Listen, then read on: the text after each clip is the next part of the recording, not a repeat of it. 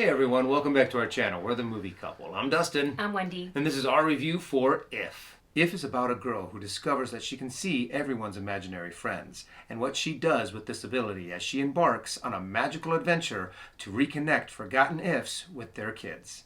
When we first saw the trailer for If, it really caught us off guard because it looked really cute, it looked really adorable. Plus, Ryan Reynolds is always a really big draw, especially like right around now with Deadpool Wolverine coming out. So when we went into this movie, I had pretty high expectations. I thought this was going to be like a cute, fun family film that maybe connected with some feels on the side. I didn't know that it was actually written and directed by John Krasinski until I actually got into the movie theater. Oh, really? Yeah. Oh. I'm sure I probably heard it or said it somewhere, but it wasn't really until I sat down and I was like, oh yeah, that's right. John Krasinski's in this. It's definitely, first and foremost, a family film.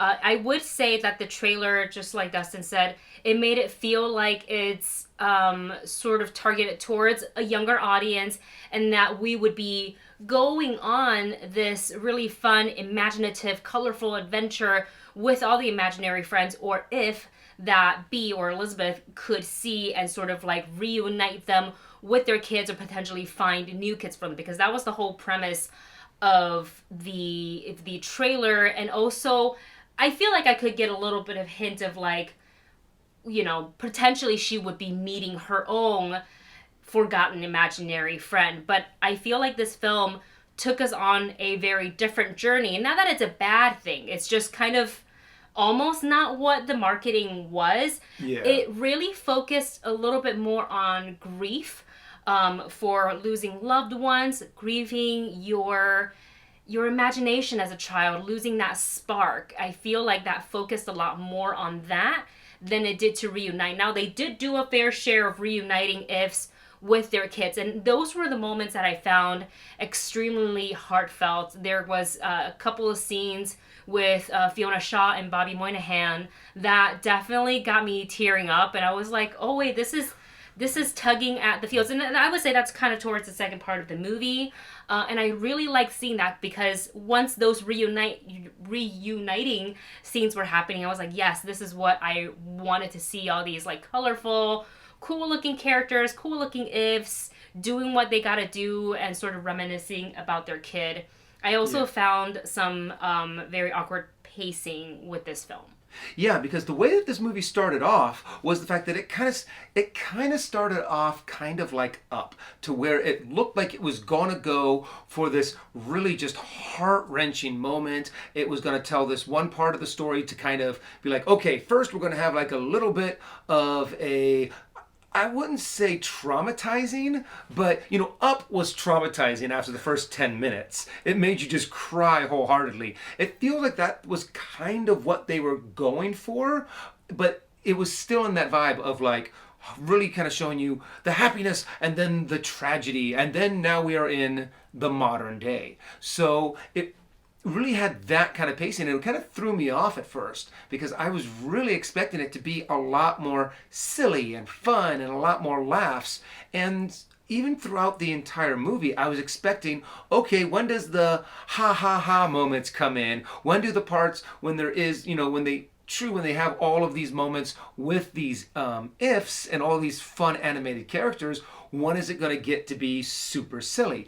It never really got there. It really kind of just stayed this pace of seriousness. It kind of had some funny moments, but nowhere really where I really laughed out loud. It really did kind of try to keep this adult theme of grief and losing your childhood and becoming a grown-up.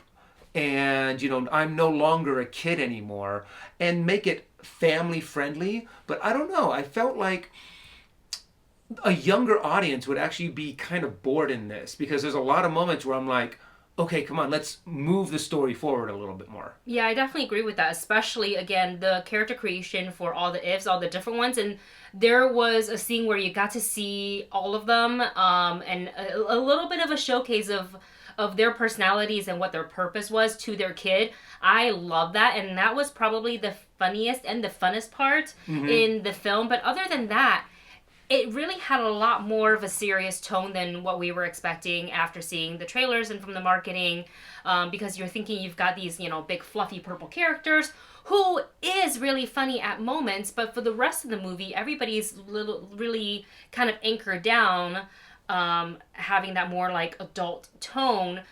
Ryan Reynolds' character, Cal, was way more serious than I thought, and I know this man has great comedy chops. We've seen that throughout his career, and he has great comedic timing. And again, there are moments here and there where it's right and it's funny, but I would say the serious tone outweighs the funny comedic tone. Yeah.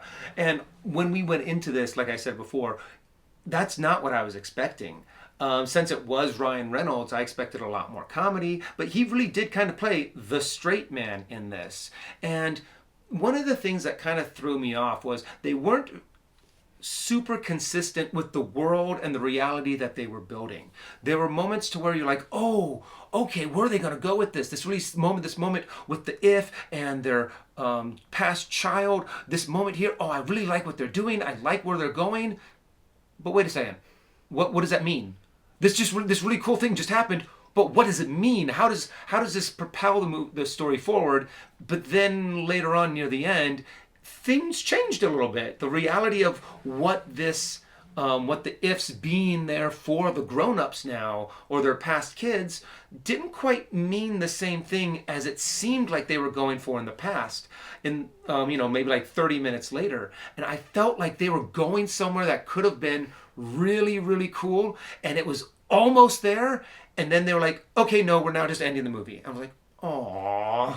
Yeah, I feel like the writing, which is not bad. I can see where the inspiration's coming from. Again, this is written and directed by John Krasinski, who is a family man himself. So I think this potentially is being inspired by him watching his kids get older and older and sort of losing that like childish spark, and perhaps they don't talk to their imaginary friends anymore, and they're kind of moving on to the next stage in their lives. So I can see where it's inspiring from. I just feel that the pacing of it is choppy. The direction feels like certain scenes, the way they play out, don't get completed. So you don't get to really see, you see the potential of where it's going to go, but it doesn't get there. So overall, those are our thoughts and opinions on the movie If. If you guys want to know our rating system is in the description box below. Overall, I feel like this had potential. I feel like the story could have been very well, this world that they created with the ifs involved in it. I feel like it was almost there, almost tangible. And then near the end, they were kind of like, okay, we need to wrap this up. Let's just have like these little happy montages and then move on with the story. I feel like it was almost there. If you maybe would have also added just a few more minutes with being able to spend with just these fun characters instead of kind of building up the trauma story, I feel like this could have been a lot more enjoyable. It was still kind of fun to watch, so my rating for this is stream it. And for me, I think the story is very heartfelt, has a lot of touching moments. I can definitely see where John Krasinski, the angle he was going for, and it's a lovely story. I just was hoping for a little bit more lighthearted moments, and it's being so weighed down by the more serious tone of grief. I just felt like one thing outweighed the other, and with all these fun characters, super colorful and everything, I wish we got to live in that world for a little bit longer. I also think that the movie is well under 2 hours. It's an hour 44, that's with credits.